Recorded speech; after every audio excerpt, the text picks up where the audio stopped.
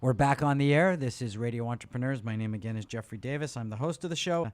Our next guest, Peter Biagetti from Mintz Levin. I've been at Mintz Levin, a law firm here in Boston, for 35 years, and started out doing business fraud cases, but often those end up arising in the context of relationships between people who trust each other, folks in a family-owned business, partners, trustee, beneficiary, accountant, client, lawyer, client, and so, drifted into working on those kinds of disputes. So for our listeners who don't understand their shareholder or fiduciary responsibility, what is a fiduciary duty? It's a very high duty of loyalty and trust, honesty, openness. Judge Cardozo, a pretty famous jurist, once called it the punctilio of an honor most sensitive, really the highest duty of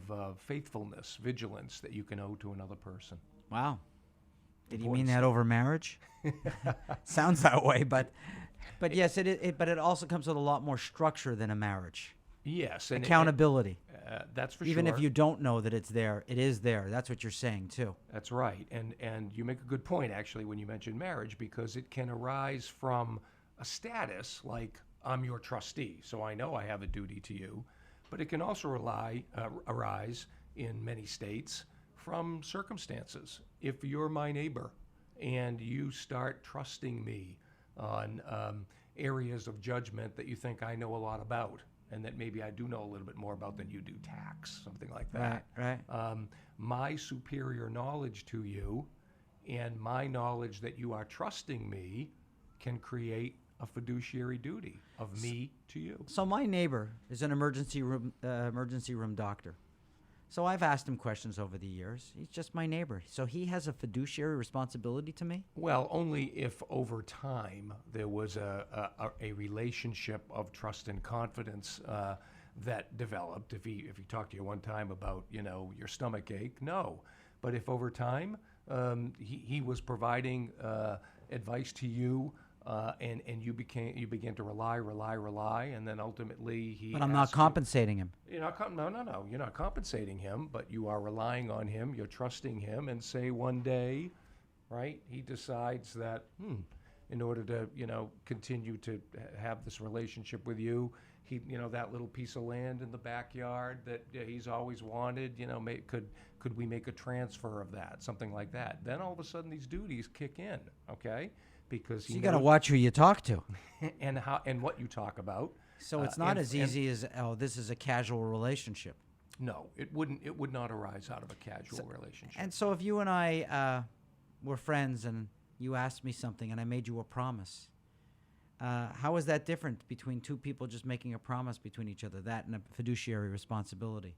A promise would be an arm's length, business deal. So each of us, right, let the buyer beware. Each of us is on notice that the other one may decide to do something that is in his interest, okay, but not in our common interest. Right. Fiduciary duty is different. In a fiduciary relationship, I, making the promise to you, cannot do anything in my selfish interests above your interests. Can't do it. It seems simple to me, but I guess I'm a beneficiary of people who don't see the simplicity in that concept. A lot of businesses I've worked with and shareholders where, shareholders will call me as an example and they'll say, my partner, I'm thinking about doing a business deal and I'm wondering if I can do it on my own. And I'll say to them, no. You have to tell your partner first and let him have that opportunity or her have that opportunity with you first. And he'll say, why? And I'll say, well, you have a fiduciary responsibility to them. That's a perfect example. You're right. But I get that all the time. Yeah, sure. And I go, look, I'm not a lawyer. I just play one on the radio. But I go, you better talk to your lawyer before you do something like that because you don't want to open up a can of worms that you don't want to open. And of course, that's what I tell them. Well, that's good. That's very good advice. But even in the talking to the lawyer, you can open another can of worms because if the lawyer, for example, I know where is you're the going. lawyer for the company, right? And then that lawyer has to tell everybody. Your partner is entitled to all of that information. That's right. You got to go to your personal lawyer. Sure. And I've seen that argument also quite frequently over the last 2 years, where a client keeps on asking the corporate lawyer to behave or to act in certain areas, and the lawyer keeps saying, I can't. I don't represent you. I represent the corporation. Clients have a lot of trouble with that.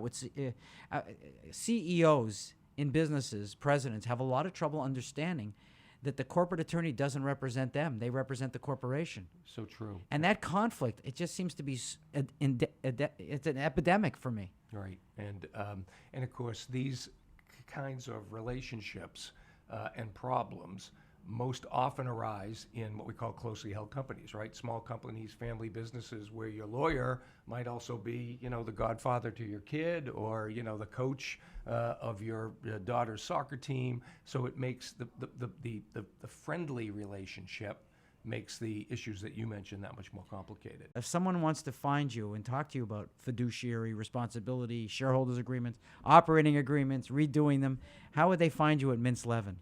We're at mintz.com. I'm Peter Biagetti, and happy to help anybody who has a question.